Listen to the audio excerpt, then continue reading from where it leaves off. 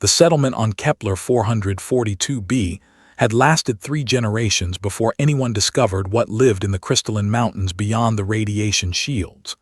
They called her the Dragon Princess, though she was neither dragon nor royalty in any human sense. Elsa was the last of the Dracomorphs, a silicon-based life form that had evolved in the planet's superheated core before the cooling epochs drove her ancestors to the surface. Adam Chen checked his exosuit's oxygen levels as he climbed the obsidian ridge. 15 minutes remaining. The archaeological survey had taken longer than planned, but the discovery was worth it. A burial site, possibly 10,000 years old, with biocrystalline structures that suggested advanced Dracomorph civilization. His scanner had detected something else too, a preserved genetic marker that matched the creature that had destroyed 3 mining outposts in the past year. The flower in his collection case pulsed with a faint bioluminescence. It wasn't truly a flower, more like a crystalline formation that had grown from organic compounds in the grave soil, its structure encoded with complex hydrocarbons that his analysis software identified as Dracomorph DNA. The patterns were beautiful, hexagonal lattices that captured and refracted Kepler 442b's red dwarf sunlight into spectrums invisible to unaugmented human eyes. He hadn't meant to take it, but his hand had moved almost involuntarily, drawn by the scientific significance. Evidence of Dracomorph reproduction, of their life cycle, of how they passed genetic information through mineral formations. It would revolutionize xenobiology. The ground trembled. Adam's suit alarm screamed warnings as thermal signatures erupted across his heads-up display. She emerged from a lava tube 50 meters upslope, 3 meters of biomechanical terror. Elsa's body was a fusion of organic tissue and metallic compounds, silicon-based muscles flowing beneath armor plates of what looked like living titanium. Her wings, more like solar panels of crystallized bone, spread wide, catching the light and converting it to energy that crackled along her spine. But it was her eyes that froze him. They were compound structures like an insect's, thousands of individual lenses that could detect everything from ultraviolet to infrared, and they were fixed on the case in his hand. Human. Her voice emerged from a resonating chamber in her chest, a sound like metal grinding against stone, processed through a translation algorithm his suit could barely interpret. You desecrate the grave of the last mother. Adam's training kicked in. First contact protocols, show no aggression. I'm a scientist, I meant no disrespect. I was studying. You stole. The temperature around him spiked. His suit's cooling systems whined in protest. You took the memory seed, the last genetic echo of my mother's lineage. Memory seed. Adam looked down at the flower with new understanding. Not just DNA, a crystalline hard drive of biological information, perhaps containing actual memories, experiences, knowledge accumulated over a Dracomorph lifetime. His people had taken it from a grave. His people, he thought of the mining outposts, the settlers who had died. The attacks, he said quietly. You were looking for this. Elsa descended, each step causing the obsidian to crack beneath her weight. Her tail, a segmented structure that ended in what looked like a plasma cutter, dragged through stone like butter. My mother died when your colony's terraform engines poisoned the thermal vents. She fled to the surface to spawn, to leave her memory seed so that I would know our history, so I would not be alone. The pieces fell into place. Dracomorphs reproduced through crystalline seeds that grew in specific mineral-rich soil. When the human terraforming had begun, it had disrupted the entire ecosystem. Elsa's mother had traveled to this ancient burial ground, perhaps the only place left with the right conditions, and died creating that one last seed. And human scientists, in their ignorance, had raided the grave. 3 outposts, Elsa continued, her voice carrying something that his translator rendered as grief. 3 places where your instruments detected thermal anomalies. I thought, she paused, I thought your kind had found the seed. I thought you were keeping it, studying it, denying me the only connection to my species' past. Adam felt the weight of it, not just the flower, the memory seed, but the crushing isolation. Elsa was alone, the last of her kind on a planet being reshaped by invaders who didn't even know she existed until she lashed out in desperate grief. His oxygen timer hit 10 minutes. "I'm sorry," he said, and meant it with every fiber of his being. "We didn't know. We're explorers, scientists, but we're also," he struggled for the word, "we're blind. We see this planet as empty, as ours to change. We never thought to look for who might already be here." Elsa's head tilted, compound eyes refracting his image 1,000 times. "Your apology means nothing. Your kind has already won. You terraform, you multiply. In 50 years there will be no place for dracomorphs on this world, memory seed or not." "Then let me help," Adam said. The words came out before he'd fully thought them through. "Let me return this. Let me make sure our colony understands what we've done. Let me advocate for protection zones for—" "Words." Elsa's wings flared and heat poured off her body in waves. "Your kind speaks words while your machines dig deeper, burn hotter, reshape everything. I have heard your broadcasts.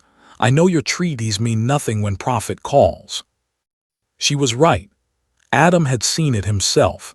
Environmental regulations ignored, indigenous life forms cataloged and forgotten, corporate interests overriding scientific concerns. But he had to try. "You're right to not trust me," he said.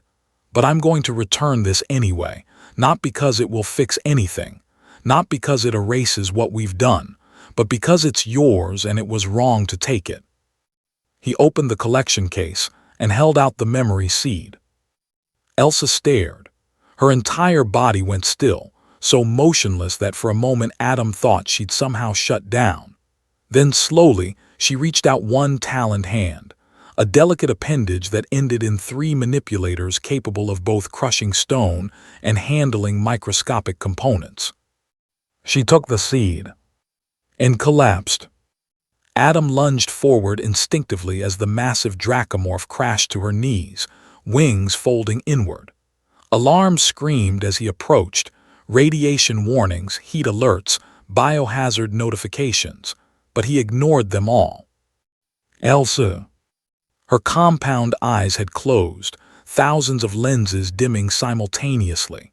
But her hand, the one holding the memory seed, had moved to her chest, pressing it against a cavity that had opened in her armor. He watched in amazement as the crystalline structure began to dissolve, flowing into her body like water absorbed by sand. "She's speaking." Elsa's voice was barely a whisper, translated with difficulty by his suit. "My mother, she's speaking to me." The genetic information was transferring, uploading. Whatever process dracomorphs used to pass knowledge between generations was happening now, filling in gaps in Elsa's understanding of her own species. Adam could see it in the way her bioluminescent markings began to pulse in complex patterns, in how her wings trembled with something other than rage. "She says." Elsa's eyes opened and Adam saw something in them he hadn't expected. Not anger, not hatred, sorrow, deep, ocean-vast sorrow. "She says forgiveness is the last luxury of the dying. She says, I should not waste my existence on vengeance for a world already lost." "The world isn't lost," Adam said.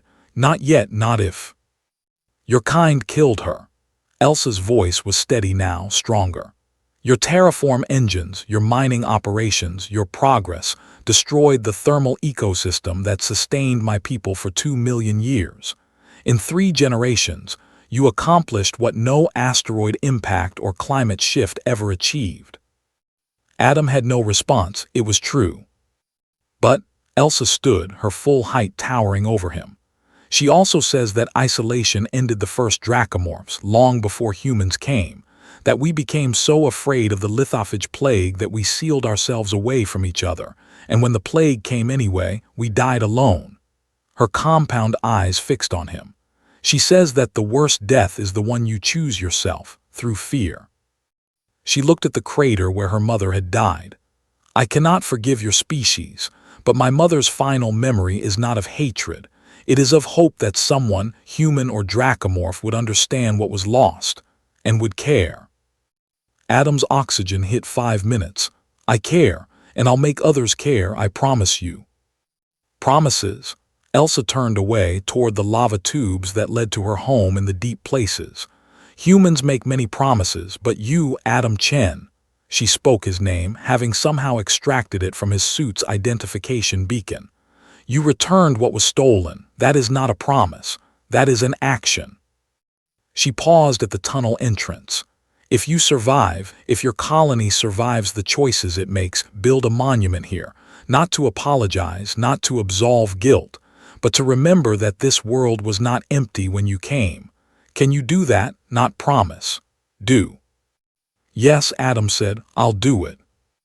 Elsa's wings flared once more, not in threat but in something like acknowledgement. Then she was gone, disappearing into the thermal darkness beneath Kepler 442b's crust. Adam stood alone on the ridge as his oxygen timer hit 3 minutes. He turned back toward the settlement, toward the colony that didn't yet know what lived beneath their feet, what they'd destroyed in their blind rush to claim a new world.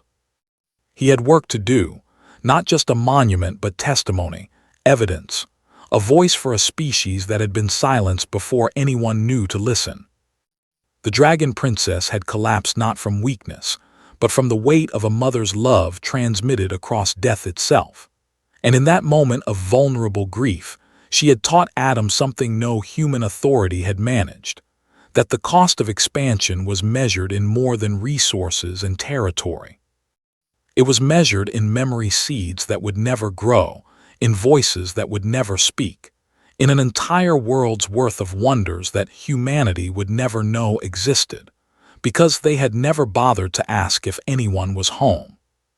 His oxygen timer hit 2 minutes. Adam began to run. Behind him, in the ancient grave, the soil still glowed faintly where the memory seed had grown. And deep below, in thermal chambers humans couldn't yet imagine, Elsa wept for her mother, and wondered if one human's action could mean anything against a species' momentum. Only time would tell.